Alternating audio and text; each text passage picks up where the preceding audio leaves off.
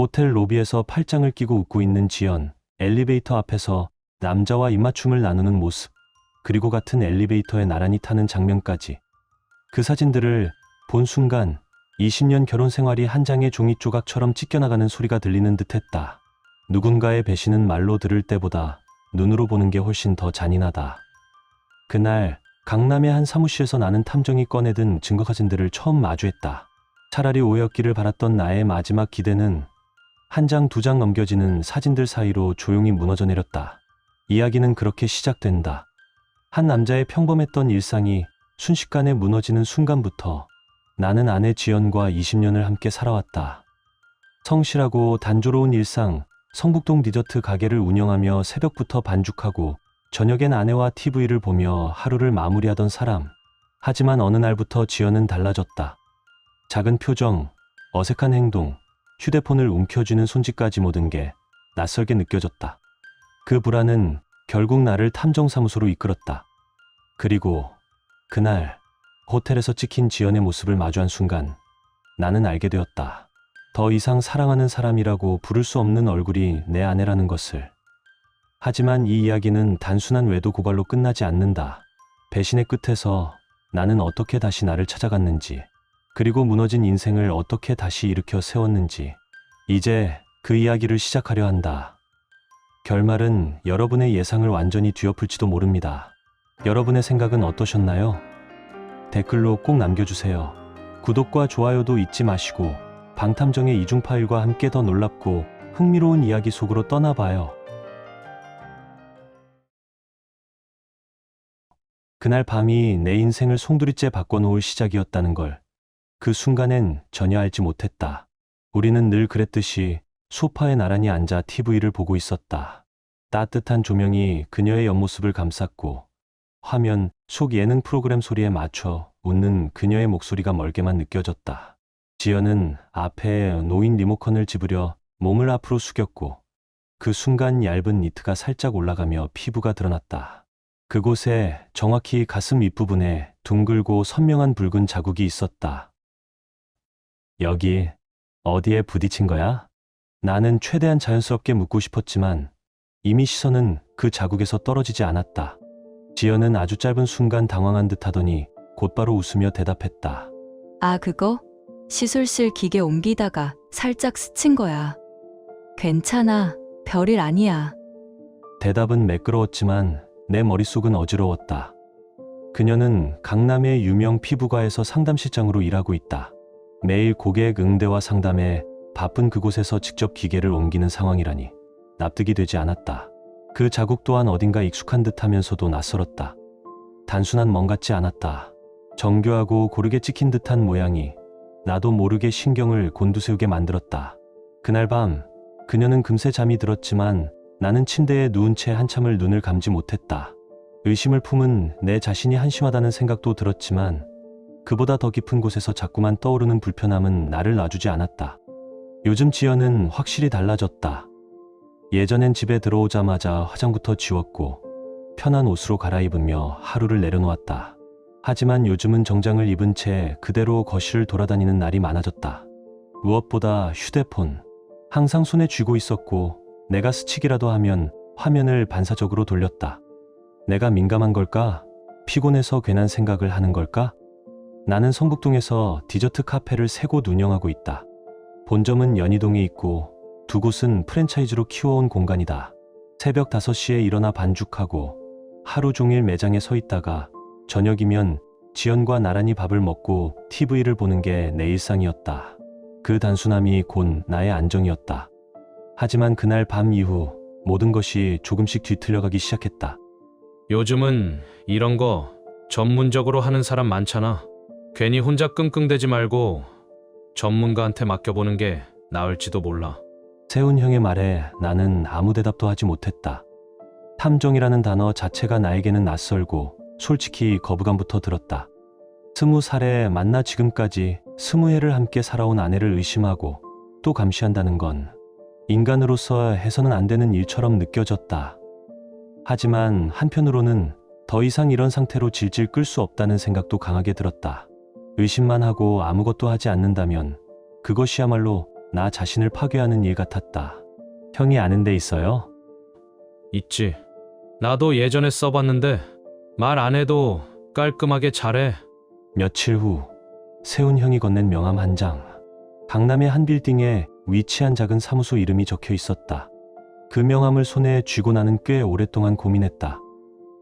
정말 이런 일까지 해야 하나? 그러나 마음속 한구석에서는 이미 결론이 나 있었다. 이대로는 안 된다는 것을 나는 누구보다 잘 알고 있었다. 그런데 이상하게도 바로 그 시기부터 지연의 태도가 달라지기 시작했다. 혹시 내가 무심코 보인 낌새를 눈치챈 걸까? 당신 요즘 많이 힘들어 보여. 무슨 일 있어? 예전에는 관심조차 없던 표정이 요 며칠 새 다정해졌다. 내가 좋아하는 된장찌개를 끓여주고 어깨도 주물러주며 웃는 그녀를 보면서 문득 혹시 내가 괜한 의심을 했던 건 아닐까? 그런 생각도 들었다. 하지만 그 따뜻함 속에 묘하게 어긋난 불안이 숨어 있었다. 갑작스러운 친절은 때론 죄책감의 그림자일지도 모른다. 결국 나는 사무소에 연락했고 예약을 잡았다. 건물은 생각보다 단정하고 조용한 분위기였고 안으로 들어서자 40대 중반쯤 되어 보이는 침착한 남자가 맞이했다. 어떤 도움이 필요하신가요? 아내의 행동이 최근 많이 달라졌습니다. 확실히 확인하고 싶어요. 그냥 제 착각인지 아니면 진짜 문제가 있는 건지. 내 말을 조용히 듣던 그가 고개를 끄덕였다. 충분히 의심할 만한 정황입니다. 사례가 많은 유형이에요. 보통 결과 나오려면 얼마나 걸리나요? 케이스마다 다르지만 평균 2주 정도면 확실한 판단이 가능합니다. 다만 비용이 조금 들 수 있습니다. 생각보다 높은 비용이었지만 20년 결혼 생활의 진실을 밝혀내는 데에 그 정도쯤은 아깝지 않았다. 나는 계약서에 서명했고 지연의 직장 위치와 출퇴근 시간, 평소 동선까지 상세히 적어냈다. 의심되는 대상 있으신가요? 피부가 원장이라고 하는데 확신은 없습니다. 대부분은 그냥 느낌이에요. 알겠습니다. 우선 정밀하게 확인해 보겠습니다. 계약이 끝나고 나오면서 숨이 막히는 듯한 압박감이 밀려왔다. 내가 지금 무슨 짓을 하고 있는 건지 나도 스스로를 설득해야만 했다. 그때부터 진짜 지옥이 시작되었다. 겉으로는 평소처럼 디저트 카페를 운영하고 직원들과 이야기하며 웃었지만 속은 항상 얼어붙은 상태였다. 밤이면 눈을 감아도 잠이 오지 않았고 낮에는 커피 냄새조차 밍밍하게 느껴졌다.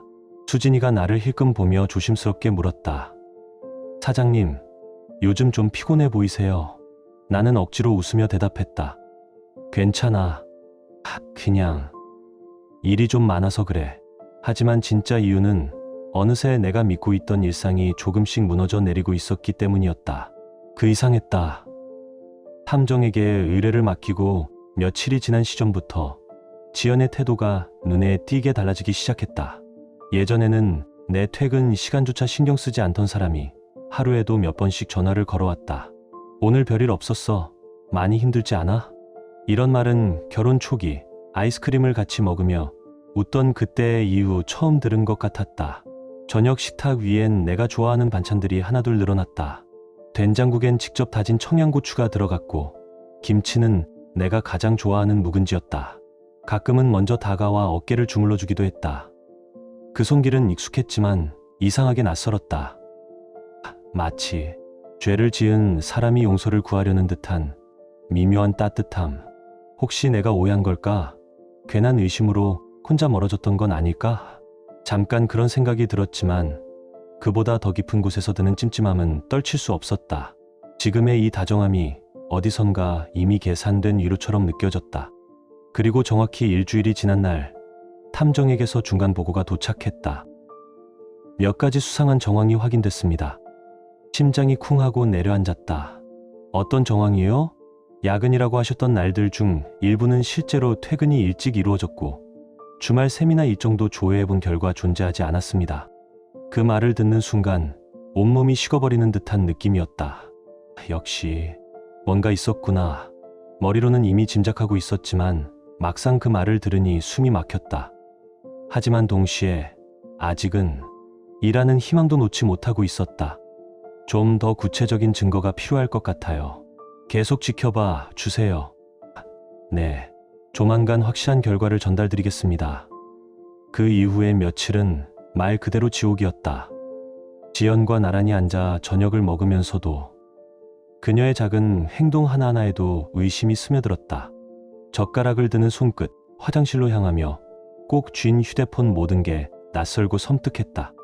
그리고 어느 저녁 지연이 조심스레 말을 꺼냈다.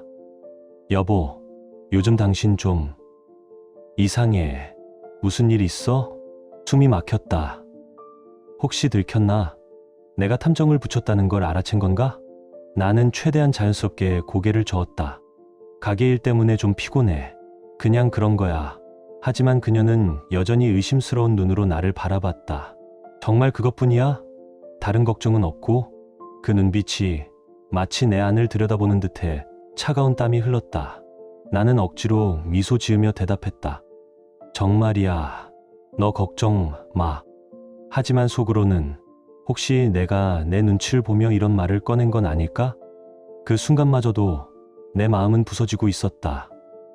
그날 밤 지연이 먼저 내 쪽으로 몸을 기울였다. 오랜만이었다. 그녀가 먼저 다가온 건 정말 오랜만이었다. 그녀의 손이 내 팔에 닿는 순간 나는 본능적으로 움찔했다. 익숙한 감촉이었지만 마음은 낯설기만 했다. 정말 지금 이 행동은 무슨 의미지? 만약 다른 남자가 있다면 지금 이 다정함은 또 다른 기만 아닌가? 혼란스러웠다. 마음 한구석은 미친 듯이 거부했고 또 한구석은 무너지고 있었다. 며칠 후 마침내 탐정에게서 연락이 왔다. 확실한 증거가 확보됐습니다. 사무실로 오실 수 있을까요? 순간 다리가 풀리는 것 같았다. 나는 아직도 어딘가에 기대고 있었나 보다. 혹시나 하는 마음이 있었다. 아무 일도 없기를, 그냥 내 착각이기를. 하지만 전화기 너머의 목소리는 단호했고 그 어조엔 안 좋은 진실이 묻어 있었다. 강남의 사무실에 도착하자 탐정은 나를 조용히 회의실로 안내했다. 책상 위엔 봉투 하나와 노트북이 놓여 있었다. 보시죠. 처음엔 호텔에서 찍힌 사진입니다. 지연이, 그리고 모르는 남자. 그 남자의 팔에 기대어 팔짱을 낀 채 호텔 로비를 걷는 모습. 엘리베이터 앞에서 입을 맞추는 장면. 그리고 함께 문 안으로 사라지는 장면까지. 모두 명백했고 모두 선명했다. 이 사람 누구죠? 유상현입니다. 부인께서 근무하는 피부과의 원장이에요. 탐정은 천천히 다른 자료들을 보여주며 설명을 이어갔다. 그 순간 속이 뒤집히는 듯한 분노가 몰려왔다. 기혼자끼리 바람이라니 대체 얼마나 이기적일 수 있는 거지? 혹시 지연도 그 사실을 알고 있었던 걸까? 알고도 그런 관계를 계속한 거라면 더는 용서할 수 없다. 언제부터입니까? 정확한 시점은 파악이 어렵지만 최근 한 달 내에만 호텔 출입이 5번 이상 확인됐습니다. 주로 주말 혹은 평일 늦은 저녁입니다.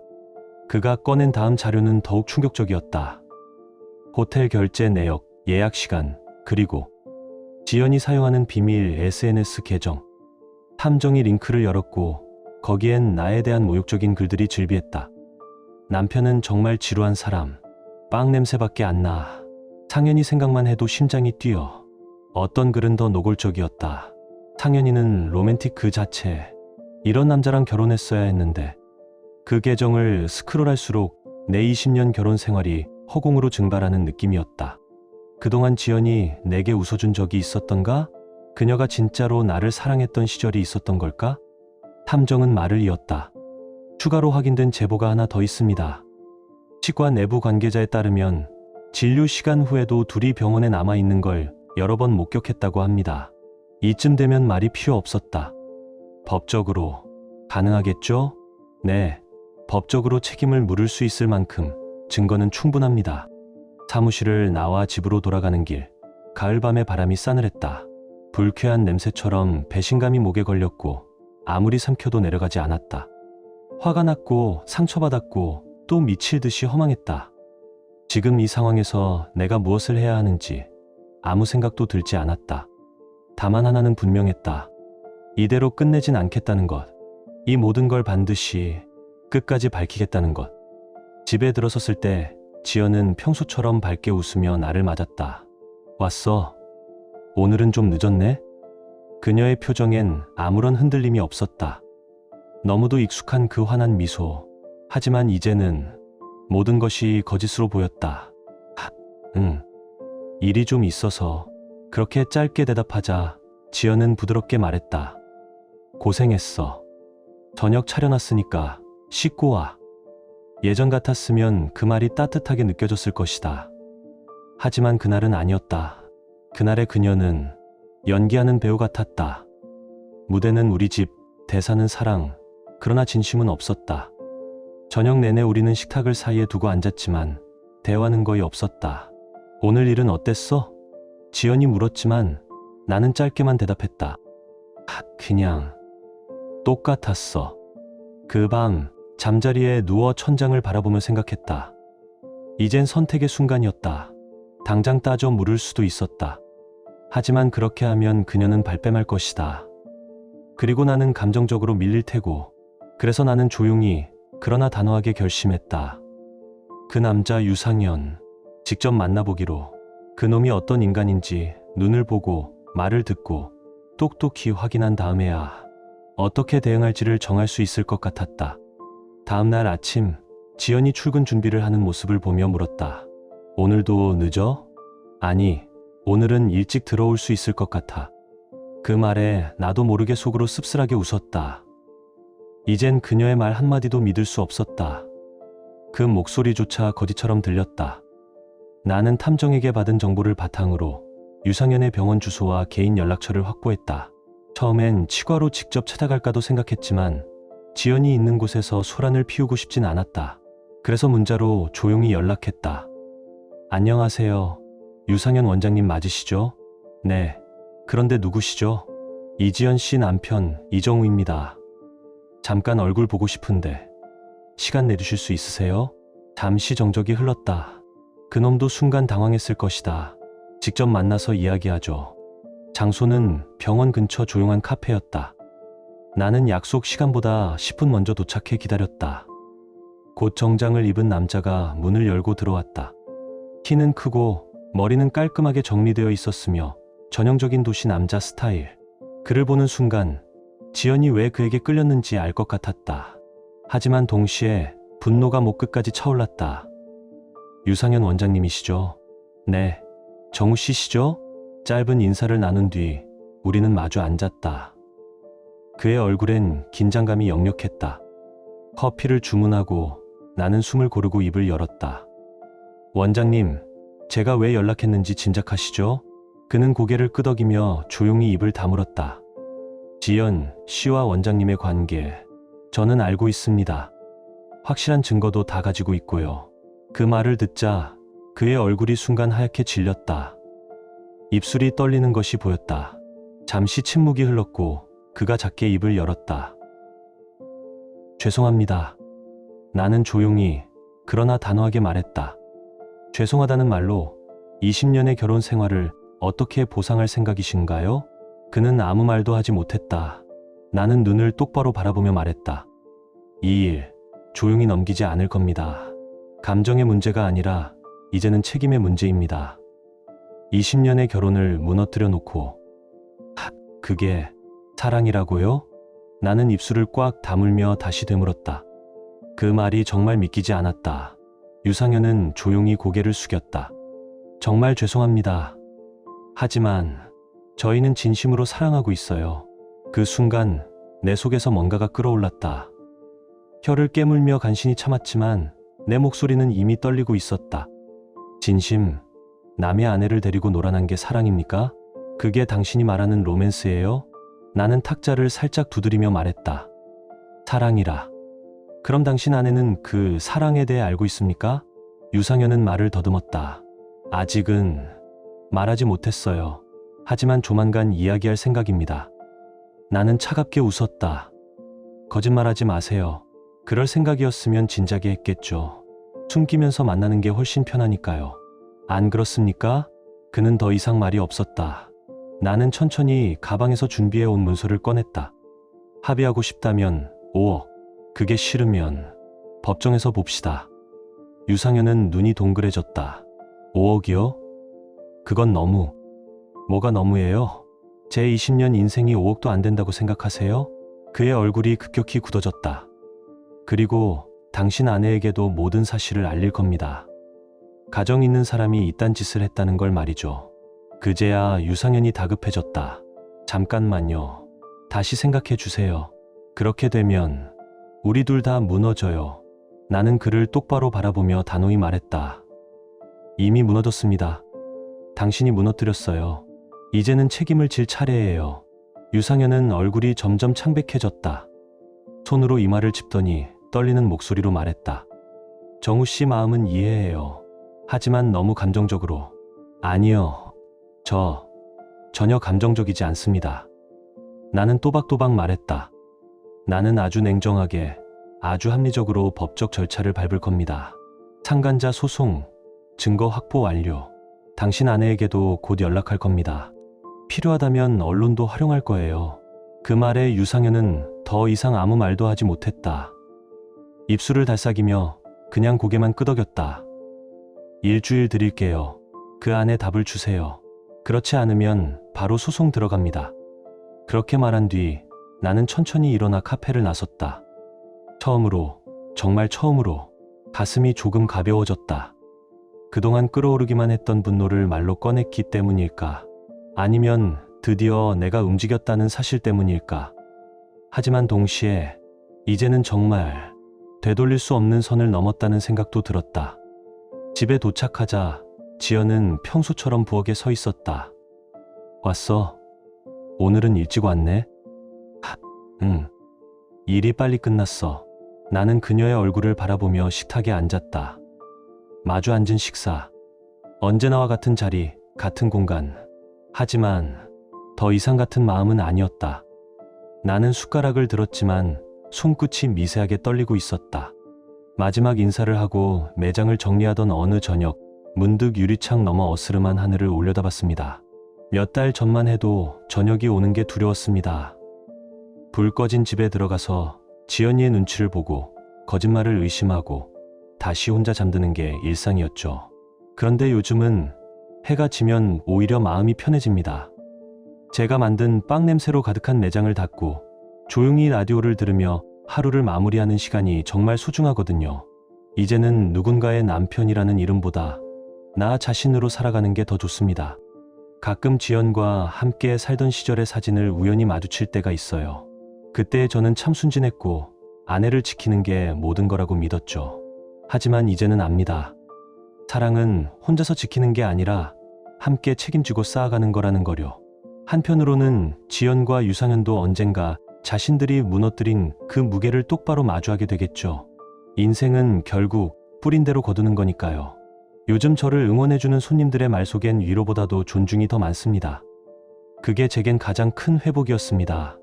누군가의 동정이 아니라 노력 끝에 되찾은 신뢰. 그건 누구도 빼앗을 수 없는 거니까요. 이제는 새로운 인연을 시작해도 괜찮을 것 같다는 생각도 듭니다. 하지만 서두르지 않으려 해요. 지금 이 평화가 그 어떤 로맨스보다 소중하니까요. 마지막으로 이 글을 읽고 있는 누군가가 지금 관계의 무게로 힘들어하고 있다면 꼭 기억해 주세요. 속았다고 스스로를 탓하지 마세요. 바보는 속은 사람이 아니라 속인 사람이니까요. 그리고 진심은 언젠가 반드시 더 좋은 방식으로 돌아옵니다. 지금 당신의 마음은 어떤가요?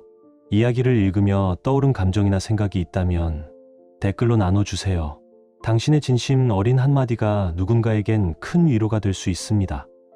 이 짧은 이야기 속에 작은 온기나 잊고 지낸 감정 하나라도 담겨 있었다면 그것만으로 이 이야기는 충분히 의미 있는 시간이었을 거예요.